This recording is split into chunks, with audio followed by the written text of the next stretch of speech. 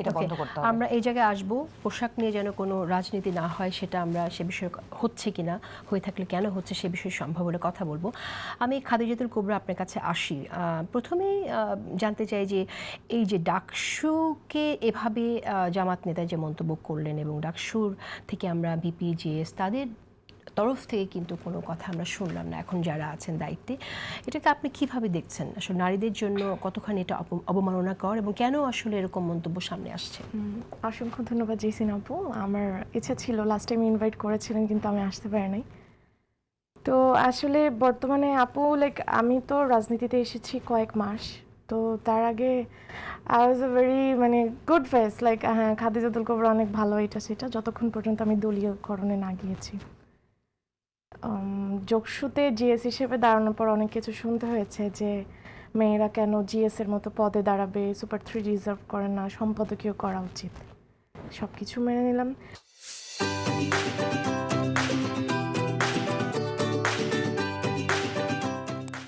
কিন্তু এত পরিমাণে সাইবার বুলিংয়ের আমি শিকার হচ্ছি ডে বাই ডে, যে আপু যেরকম বললো যে ইনবক্স খুলতে পারে না, ইটস ট্রু, আমরা ইনবক্স খুলতে পারি না আপু। বলছে যে শুধু না, আবার যখন ওই জিনিসগুলো আমি সব কিছু আসলে পোস্ট করা পসিবল হয় না, কিছু জিনিস আমি কোড করে যখন পোস্ট করি কমেন্ট করে যে ভিকটিম কার্ড খেলা শুরু হচ্ছে। তা আমি যখন প্রমাণ দিয়ে জিনিসটা পোস্ট করলাম তাহলে এখানে ভিকটিম কার্ড আসলো কোত্থেকে? কোনো কিছু যখন আমি রিভার্টাল দিতে যাই যে না এই জিনিসটা এরকম না, হ্যাঁ আপনি তো ভিকটিম কার্ড খেলছেন, ভিকটিম কার্ড খেলে গেলে আপনার ফেসবুকে 40,000 42,000 ফলোয়ার হয়েছে, আপনার কিন্তু সামনের দিন অনেক খারাপ আছে, এরকম ওপেনে দ্বারা আমার কমেন্ট করে পোস্টগুলোতে।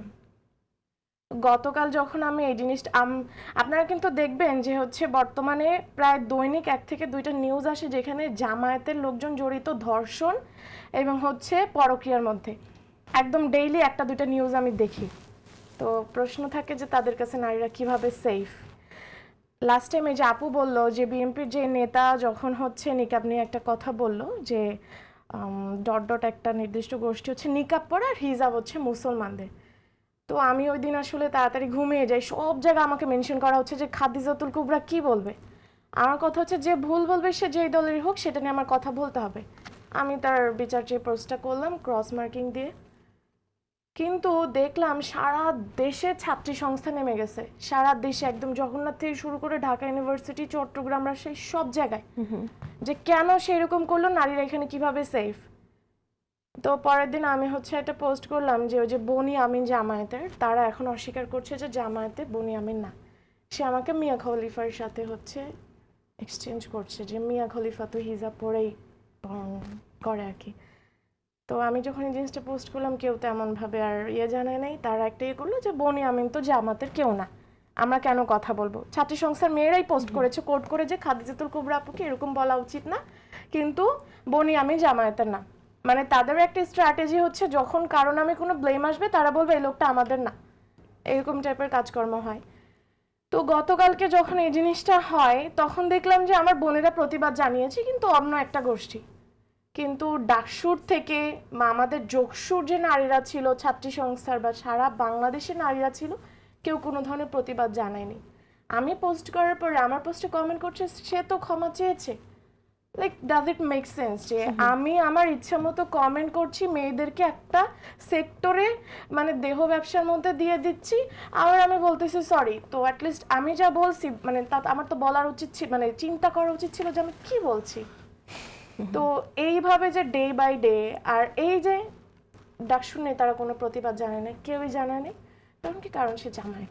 আচ্ছা খাদিজা, আমি একটা প্রশ্ন করি, সেটা যে আপনি তো শেখ হাসিনার ফ্যাসিজমের যারা শিকার তাদের মধ্যে আপনি একজন। আমরা জানি যে সেই ডিজিটাল সিকিউরিটি অ্যাক্টে আপনার বিরুদ্ধে মামলা হলো, আপনি গেলেন, একাধিক মামলা, এবং জামিন হওয়ার পরও আপনি মুক্তি পাচ্ছিলেন না, তাই না? প্রায় 2 বছর আপনাকে 15 মাস আপনাকে থাকতে হয়।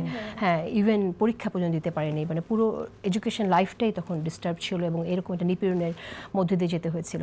এ তো সবাই জানে, ছাত্রছাত্রীরাও জানে, কিন্তু আপনি যখন নির্বাচন করলেন তখন শিক্ষার্থীরা, আপনার কি মনে হয় যে শিক্ষার্থীরা কেন আপনাকে যে ভোট আপনি প্রত্যাশা করেছিলেন দিল না? দেখেন আমাদের আপু একদম লিটারালি সত্যি কথা বলতে, আপনার যদি ছাত্র সংসদ নির্বাচনে জিততে হয় আপনাকে হয় ছাত্রলীগের এক্স ছাত্রলীগ হইতে হবে, নয়তো আপনাকে শিবির করতে হবে। এই দুইটা জিনিস। আর কিছু স্ট্র্যাটেজি আমি বলি, মানে আমি অনেকদিন ধরে বলতে যাচ্ছিলাম যে ওরা কোন স্ট্র্যাটেজিতে আগায়। ফার্স্টে হচ্ছে ওরা ওদের প্রতিপক্ষকে নিয়ে স্টাডি করে, তাদের ন্যারেটিভ দাঁড় করায়, কার কোনটা ভালো দিক কার কোনটা খারাপ দিক, কাকে কোনভাবে হচ্ছে ওরা হ্যাম্পার করতে পারবে, স্টুডেন্টদের মাইন্ড গেম খেলতে পারবে। তো ওরা ব্রেইন ওয়াশ নিয়ে কাজ করে। ব্রেইন ওয়াশটা কি, লাইক আমরা এই কাজটা করতেছি, মানে ফার্স্টে মানে একদম প্রমাণ, আমি সব কিছু প্রমাণ দিতে পারবো। ওরা হচ্ছে হলে যায়, আমাদের এখন 20 ব্যাচ রানিং ইউনিভার্সিটি, তো ওরা সেকেন্ড ব্যাচের মেয়ে নিয়ে আসে, ওই যে বোরকা পরে প্রচারণা চালায়, কেউ বুঝে না যে ওরা ক্যাম্পাসে না ক্যাম্পাসের বাইরে। হলে যাবে, হলে যে সুন্দর মতো কথা বলবে যে আপু ভালো আছেন, এটা সেটা, আপু কাকে ভোটটা দিচ্ছেন। তো ওরা তো বলবে না, মেয়েরা নন, আপু রাকিব ভাইকে ভোটটা দিয়েন না, রাকিব ভাই তো ছাত্রদলের সাথে গিয়েছে, এখন রাকিব ভাই তো ছাত্রদলের হয়ে কাজ করবে, ছাত্রদল চাঁদাবাজি করে, রাকিব ভাইয়া ফ্রিলি কাজ করতে পারবে না, মানে টন একদম ছোট করে। এই কাজগুলো তারা করে মেয়েদের ব্রেন ওয়াশ করেছে। তারা মেয়েদের রুমে রুমে যে চাঁদাবাজির ভিডিও ছেড়ে শুনিয়েছে যে দেখেন ছাত্রদল কোথায় চাঁদাবাজি করছে, তাদের কাছে আপনারা কিভাবে সেফ। এই কাজগুলো তারা করেছে। তারা আমার বিরুদ্ধে কয়েকটা ন্যারেটিভ দাঁড় করিয়েছে যে খাদিজা তুল কুবরা শুধু জেল খেটেছে, আর কি করেছে। ইভেন আমাকে একটা টক শো ছিল, যোগসু কথনে সব জিএসরা ছিল, সবচেয়ে বেশি অ্যাটাক করা হয়েছে আমাকে। তারপরে ওরা যেটা বলে যে আমাদের অনেক অর্থ আছে, আমরা খাবারের মান কমাতে পারবো, আমরা হচ্ছে হলের যে গ্যাসের চুলা আছে চুলা বাড়াতে পারবো না, কিন্তু আমাদের মন্ত্রণালয়ের লোক আছে, সেটাতে আমরা মানে গ্যাসের পরিমাণটা বাড়াতে পারবো, আমাদের মন্ত্রণালয়ের লোক আছে, আমরা চালের দাম কমাতে পারবো। আর স্বতন্ত্র, ওদের কাছে তো টাকা নেই, ওরা কি করবে আপু, কাজ কিভাবে করবে। ওরা এইভাবে করে স্টুডেন্টদের মাইন্ড গেম নিয়ে খেলেছে। রুমে রুমে যে বলেছে আমরা নির্বাচিত হলে জগন্নাথে চাঁদাবাজি হবে না, এটা কেমন কথা। আপনি স্টুডেন্ট, আপনি ক্যাম্পাসের উন্নয়নে কাজ করবেন, আপনি কেন চাঁদাবাজি বন্ধ করতে যাবেন, বা এই জিনিসগুলো তো আপনার কাজ না। বা বলতেছে যে জগন্নাথ এরিয়ায় মানে পুরান ঢাকার এরিয়াতে চাঁদাবাজি বন্ধ করব, মানে এটা হলো না। তারপর ওরা যেই কাজটা করে সেটা হচ্ছে ভোটের দিন ওরা সবচেয়ে বেশি প্লে করে মেয়েদেরকে নিয়ে। লাইক আমাদের যে বর্তমানে ভিপি হয়েছে রিয়াজুল, তার বউ আছে সেটা আমরা কেউ জানি না। তো সে হচ্ছে ছাত্রী সংস্থার একজন, সে প্রচারণা করতো, আমরা দেখতাম, কিন্তু এত কিছু জানি মানে তার পড়াশোনা শেষ 14 ব্যাচে। তো সে সকালবেলা এক মহিলা নিয়ে আসছে জামায়াতে, তো সেটা নিয়ে ছাত্রদলের ভাইরা জিজ্ঞেস করছে আপনি কে। সে একবার বলছে তার মায়ের মতো, সে একবার বলছে তার সাথে কাজ করে, সে একবার বলছে তার সাথে দেখা করতে আসছে। তো এরকম করার পরে পুলিশের গাড়িতে হচ্ছে ভিপি রিয়াজুলের বউকে ওঠানো হয়। এইটা নিয়ে পুরো মিডিয়া তোলপাড় হয়ে গিয়েছে যে ভিপি রিয়াজুলের বউকে হেনস্থা করা হয়েছে। এটা একটা গেল। ওরা সারাদিন আধা ঘন্টা পর পর হচ্ছে ওরা মিডিয়া করেছে যে ওদের নারীদেরকে গালি দেওয়া হয়েছে, ওকে এই কেন্দ্রে হেনস্থা করা হয়েছে, ওকে এই কেন্দ্রে হেনস্থা করা হয়েছে। শিক্ষার্থীরা অবশ্যই ব্যালটের মাধ্যমে তাদেরকে জবাব দেবে, ওরা এই কাজগুলোই করে। আমরা কিন্তু এরকম কোনো কাজ মানে এইবার যোগসূত আমরা যথেষ্ট সিনসিয়ার ছিলাম, আমরা কারো বিরুদ্ধে কোনো কথা বলি নাই। যেটা হচ্ছে হয়তো গত সময়গুলোতে ঢাবিতে বা সব জায়গায় হয়েছে যে সকালবেলা একটা বিবৃতি দেয়, ওটা নিয়ে হচ্ছে মিডিয়া তো ওরা সারাটা দিন প্রেস কনফারেন্স করেছে আপু এই জিনিসগুলো, প্লাস ওরা ছাত্রলীগের সবগুলো ভোট ওরা পায়। That's the main fact.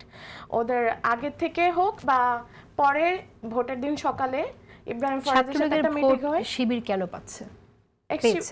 X Chhatra League যে শেল্টার তো দরকার আপু।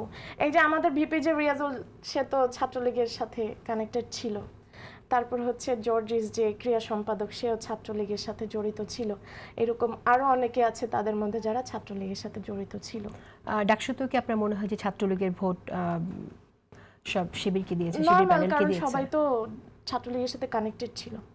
এখন এইগুলা বের করার কাজ তো গোয়েন্দা সংস্থার অবশ্যই, তাই না? আমরা তো আর বলতে পারবো না। আমরা আসি, ঠিক আছে, সেটা আসলে ভোট কোন কে কাকে দিল সেটা গোয়েন্দা সংস্থা বের করবে কিনা সেটা একটা ভিন্ন তর্ক।